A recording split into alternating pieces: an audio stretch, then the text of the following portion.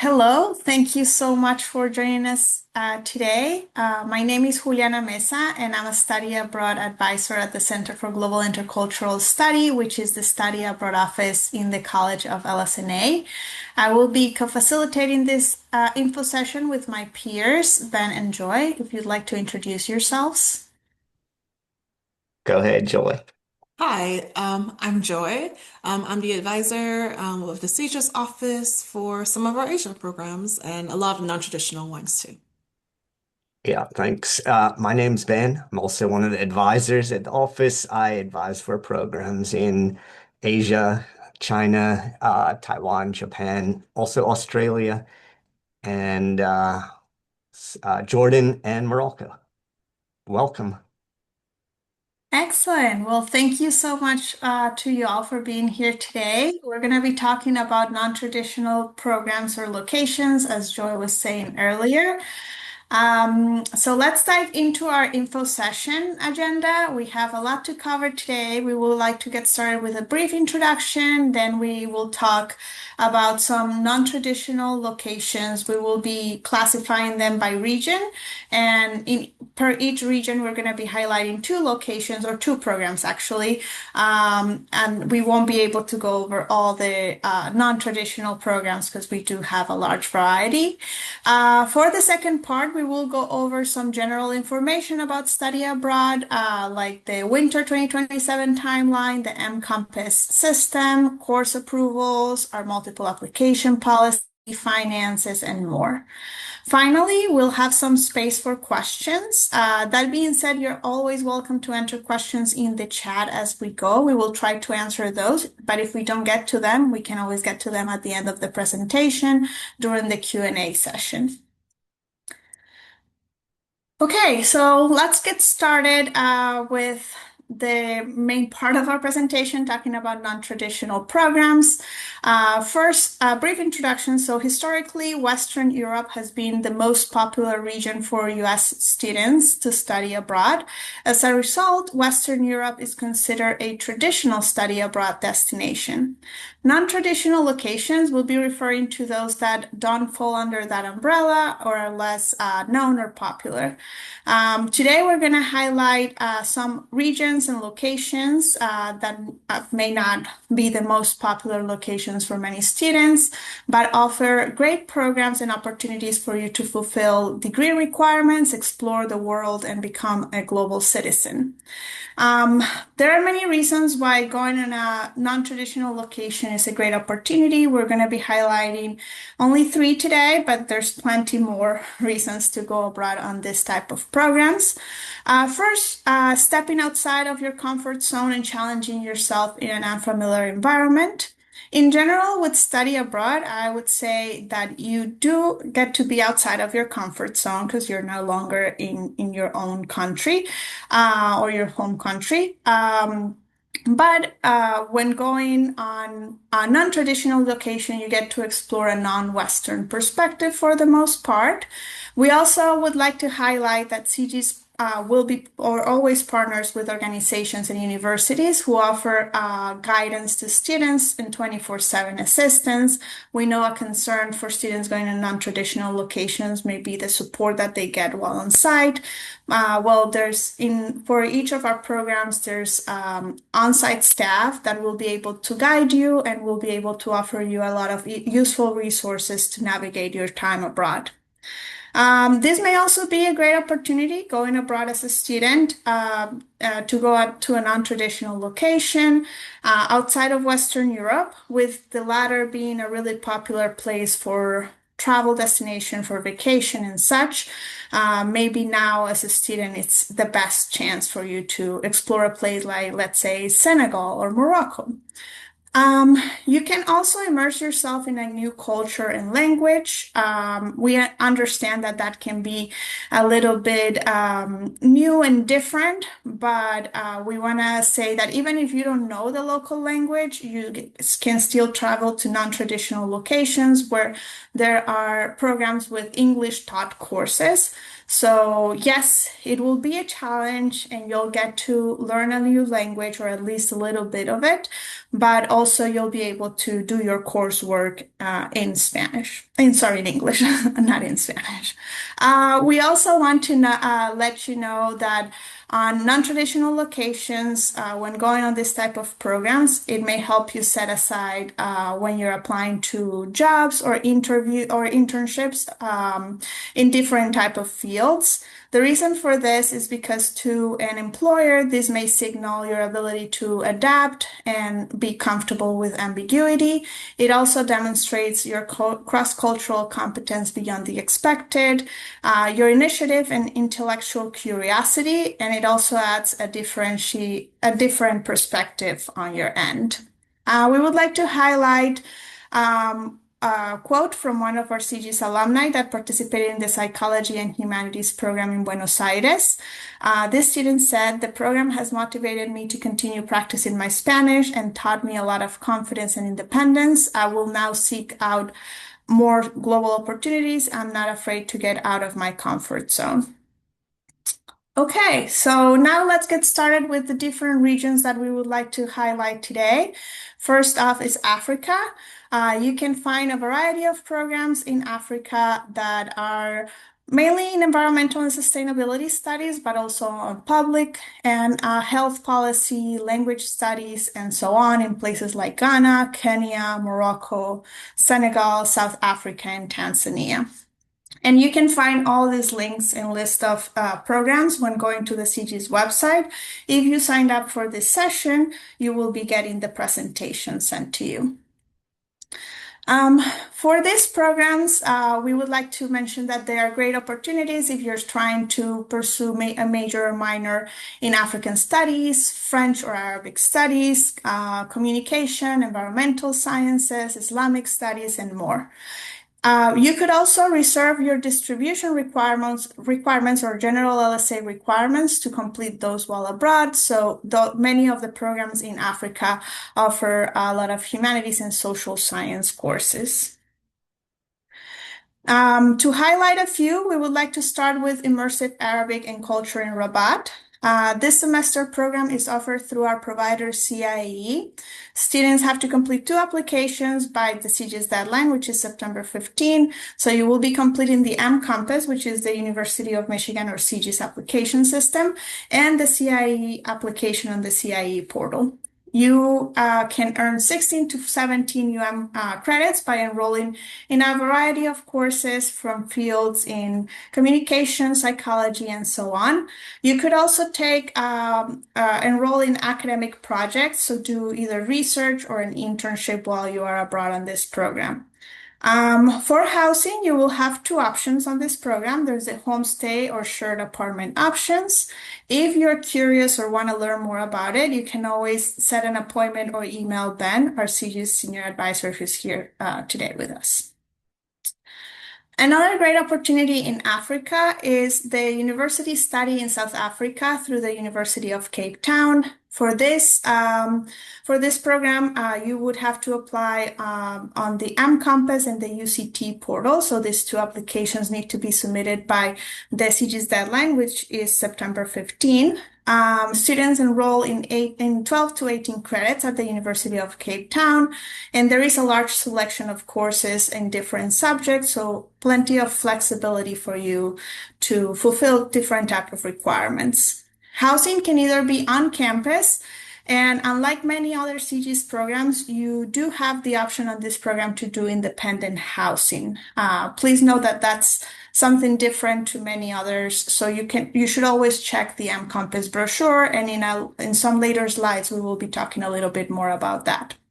For questions, you may connect with CGIS advisor Joy, who's also here today. You can email her or schedule an appointment with her. Okay, now let's talk about the Americas. We have a good selection of programs in Argentina, Brazil, Chile, Costa Rica, Panama, Turks and Caicos, as you can see on this list. Many of these are on environmental sciences. Some offer Spanish coursework. These programs are great options for those of you, as I said earlier, that are pursuing a degree in environmental sciences. Other degrees that are a good fit, or the programs would be a good fit for you, is international studies, Latin American studies, or Spanish. I would also like to mention that there is a program on psychology and humanities in Buenos Aires that is pre-approved by the Department of Psychology and BCN, so that could be a good option if you're pursuing this degree. And again, if you're trying to fulfill LSA distribution requirements or general requirements, many of the programs offer great options in humanities and social sciences courses on these fields. I would like to start by highlighting the Latin American Societies and Culture in Buenos Aires. So this program is administered by our partner IES Abroad.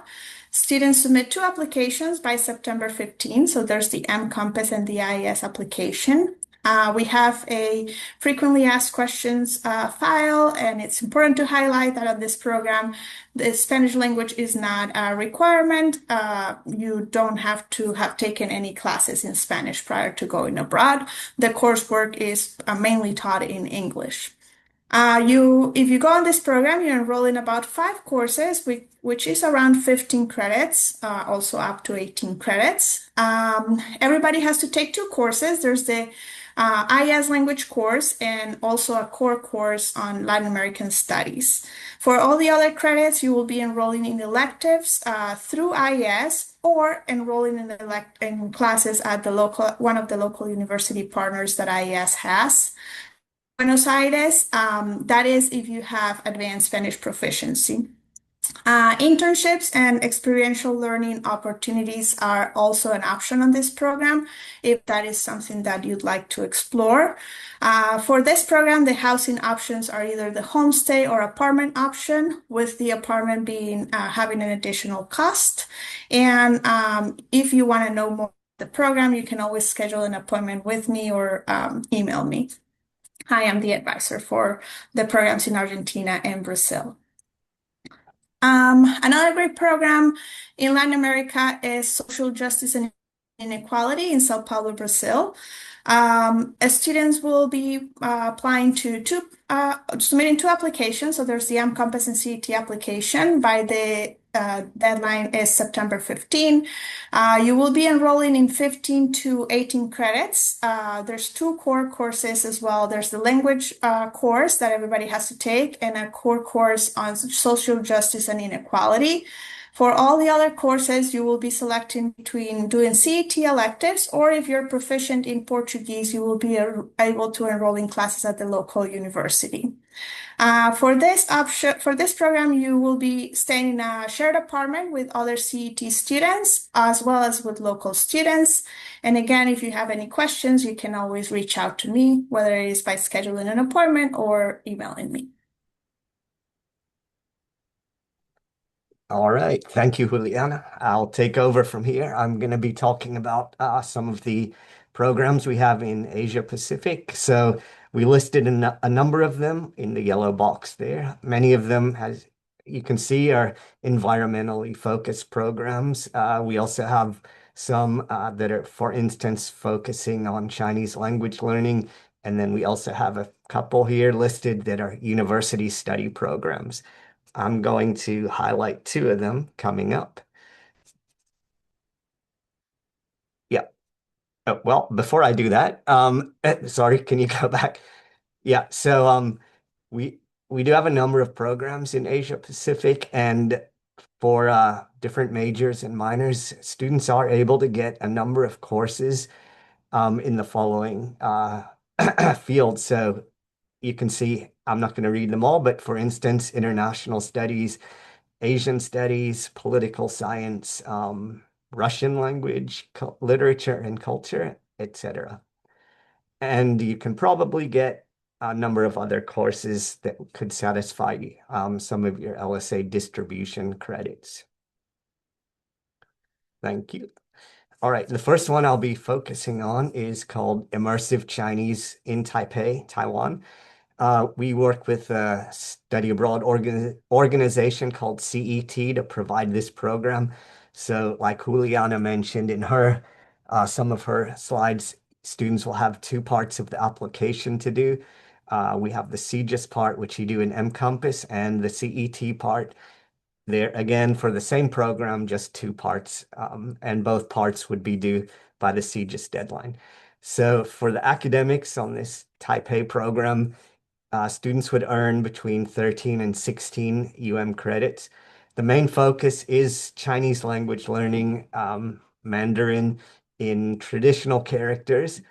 And I believe students you can choose how much Chinese language you want to take, but they also offer English taught electives in two fields, which are area studies.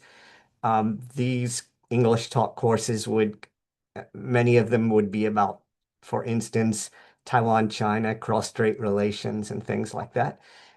Or they have an environmental studies sort of track that you can do, and those would be focusing on a lot of the environmental issues that are concerning Taiwan right now. And then there's also an internship option, which you could do. Those are, if you choose to do that, it is not paid, but it's a guaranteed internship if you'd like to do that. The housing on this program is you would live in a shared apartment near the campus with fellow CET students from the US, but also with local Taiwanese students from the local university. So if you're looking to boost up, your Chinese, that's a great way to do that because you'll be speaking Chinese, hopefully with the Taiwanese students who you're living with. They'll also be able to, show you all around Taipei, and maybe show you things that you might not be able to see, or you might not have known about if you're just on your own there. I'm the advisor for this program, so sorry. Sorry, Julia. You can, email me or set up an appointment. And the application deadline for winter is September the 15th. All right. Other one I'll highlight is called Arts and Social Sciences in Tokyo, Japan. For this one, we work with a study abroad partner called CIEE. The students who go on this one, we work with CIE, but the students take their courses at a private university in Tokyo called Sophia University. Again, there are two parts of the application, mCampus and the CIEE application, both due by the CGIS deadline. For this program, you'll earn between 15 and 16 credits. Sophia University has a number of fields that they let students take courses in. There's one called Comparative Culture, International Business and Economics, and Social Studies. There are a number of courses, all English taught, that students can choose from within those fields. And then CIEE does have one of their own courses that students could take if they want to. It's called Communications, Journalism, and Media. It is a English taught course. And then I believe you do have to take one Japanese class on this program, but all the other ones will be taught in English. CIEE has a number of housing options ranging from homestay to a residence hall or a shared apartment. And I'm the advisor for this program, so you can contact me. And then again, the application deadline is September the 15th. Thank you. Okay, I will also be talking about Eastern Europe, which none of us advise for, but we'll be talking about these because they are in some of the non-traditional locations. Maybe we forgot to mention, but if you look at the yellow box, if you see a little asterisk by the program name, that means it's a competitive program. And I'll be highlighting two of these after this slide. So some of the major or minor degrees that are represented in our programs in Eastern Europe are BCN, psychology, biology, economics, computer science, math, and STEM. And then also there are opportunities to satisfy distribution credits. Okay, first one is mathematics in Budapest. So you can see the asterisk, so that means it is a competitive program. This is in Hungary. We work with a provider organization called BSM. So you would, again, apply on mCampus and then through BSM. So you would be able to earn 12 to 15 credits while you're there for a semester, taking 4 to 5 classes. For this program, you must have completed 1 semester of real analysis or abstract algebra before you start the program. There are also research opportunities available, and there's a link there if you'd like to click that later, where you can see what previous course offerings they had. Then the housing is in apartments. The CGIS advisor for this is Callie Rouse. And the deadline, again, is 9/15. All right. Our next one is the University of Warsaw in Poland. This is not a competitive program. We work with the University of Warsaw. You can apply on mCampus. Again, students must take between 12 and 15 credits. The courses are English taught and they have many discipline areas, but it looks like they have some approved courses in biology and neuroscience, including labs. And there are plenty of political science, psychology, econ, etc. And if you're interested, you can also take Polish or Slavic language/culture courses. The housing is independent, so that means you would be finding it on your own. Callie is the advisor for this program as well, and the deadline is September 15th. So before you begin your applications, we have some additional notes that we would like you to keep in mind. So that includes the winter 2027 timeline, how to navigate mCampus, course approvals, multiple application policy, financial aid, and the LSA study abroad scholarship, as well as the CGIS website and advising. So here's an example of the winter 2027 timeline. So we actually launched most of our program applications last month, with the exception of a few. This month, we will be having our winter advising fair this Friday, actually, so please feel free to come out to that. You can meet with a CGIS advisor, which is optional, and meet with major and minor advisors. We do encourage you to begin starting your applications, and you can prep for letters of recommendations if needed for your program. And then throughout May and July, you can meet virtually with any of the CGIS advisors or attend information sessions, which are optional, but this does vary by program.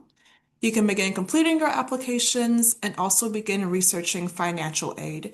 And we do encourage you to get started on researching financial aid as early as possible. And throughout August 1st to September 15th, those are our application deadlines. So this will vary by program, so make sure you are looking at this carefully on your mCampus brochure page. Earlier programs tend to be competitive or have complex visa processes, so please make sure you are reading those information details on the mCampus brochures. Also around that time, you need to make sure you are applying for funding because a lot of scholarship deadlines will be around this time. And then after the CGIS deadlines, you can continue to apply for funding, and these scholarship deadlines might vary. And you can also fill out an Office of Financial Aid estimate worksheet to get a better idea of how your current funding could be applicable abroad. And also around this time, you can confirm classes with department and major and minor advisors. So when you are navigating mCampus and looking for a study abroad program, please make sure you look for programs that are labeled with CGIS at the very beginning of the program name. So as you can see here, we have CGIS, Psychology and Humanities in Buenos Aires, Argentina. CGIS application requirements will vary, and the requirements might include academic recommendations, personal statements or essays, an additional partner application, and a minimum GPA requirement, or even specific course requirements that are prerequisites for participating in that program. And usually, recommendations and personal statements are more common for our more competitive programs. And then you might see partner applications for a lot of our provider programs. And when looking at the Encompass page, there'll be a lot of information you can see under each individual tab. So if you want to see the budget sheet, you can look under the Finances tab. You can also look at housing and logistics under that tab. Usually this tab will let you know whether housing is actually required on this program or not, or whether it is independent housing or not.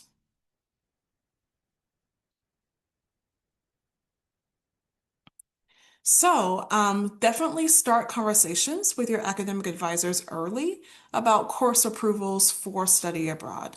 So they can help you decide what requirements you can complete abroad and what must be done on campus. And as a very important reminder, CGIS advisors cannot advise on how abroad courses count toward degree requirements. We do not have the authority to make those determinations. So definitely be in contact with your academic and or departmental advisors about that. If you are an LSA student, you will receive in-residence credit on your transcript no matter what. So the courses that you take abroad will count automatically toward your cumulative GPA and contribute toward the 120 credits you need for graduation overall. Students also have the option to take courses pass-fail, but as a reminder, you cannot take courses that relate to your major or minor as pass-fail abroad. And if you want to think about taking major and minor classes and distribution requirements abroad, please consult with the respective advisors in those departments or your general academic advisor before doing that. And if you are a non-LSA student, you should consult your school department to determine whether you will receive credit for the courses you take abroad or not. So really, it just comes down to narrowing your choices down, finding a syllabi, and setting up appointments with your advisors to discuss the courses you would like to take. So the CGIS office does have a multiple application policy. Students can only apply to one CGIS program per application cycle unless their first choice program is competitive. And then students must rank their applications in Encompass or no applications will be reviewed. So as you can see on this chart over here, if your first choice is competitive, you can rank a non-competitive program as your backup option. And then if your first choice is non-competitive, then you cannot have a backup option through the CGIS office. And the reason for this is because for non-competitive programs, students have a very strong likelihood of being accepted, so there's no need to have a secondary application. And please note that competitive programs are indicated on Encompass, so you can check the program overview tab on the brochure to see whether the program is competitive or not, and you can see it indicated with an asterisk on the CGIS website. And if you have any questions about that, you can reach out to one of our advisors in the office. And due to visa complications, CGIS programs in Spain cannot be used as a backup option for fall or winter semester programs. And for CGIS programs in Czechia, those should not be used as a backup option in most cases. And that's similarly because of the visa process. And when applying to more than one program, please be aware that program acceptance timelines can vary greatly depending on the country. So please make sure you are being aware of that. And then students should consult CGIS advisors for specific program questions or exceptions overall. So for financial aid and LSA scholarships. So for financial aid, you can make an appointment to get an estimate with the Study Abroad Estimate Worksheet. So you can talk with the financial aid office about that. They have a Study Abroad team in that office that works with students to help figure out how their aid can be applied abroad or not. And the Office of Financial Aid can offer personalized information and support based on your specific needs plus the program. And then there's also the LSA Study Abroad Scholarship. So definitely check out that page to get more information on that and the eligibility criteria. You can also book an appointment with LSA Scholarships to talk more with them about your eligibility for this. And the application for this scholarship is open at the moment, and it will close on September 22nd, 2026. And if you'd like to explore more scholarship opportunities, we have it hyperlinked here, and you can look at that on the CGIS website. So, you're probably wondering, where do you begin? So you can go to the CGIS website, and we have an intercultural first steps video you can watch to help you get started. And we also have our peer advisors who are really helpful with helping students figure out where to start. And you can also schedule an advising appointment with any one of us or any other CGIS advisors in the office to help you get started with finding a study abroad program that works for you. We also have other upcoming information sessions if you are interested. So today we have the Humanities and Social Sciences Abroad information session, as well as the programs in Australia. Tomorrow we have a Spanish language abroad info session. On Thursday, we have programs in the environment abroad, English taught programs in Asia, as well as STEM abroad. And then finally, on Friday, we have our official winter advising fair, as well as an information session about getting credit abroad and the transfer process. So definitely check those other information sessions out. And if you can't attend, you can always watch a recording later on. All right, so we've come up to the end of this info session. Do we have any questions at all?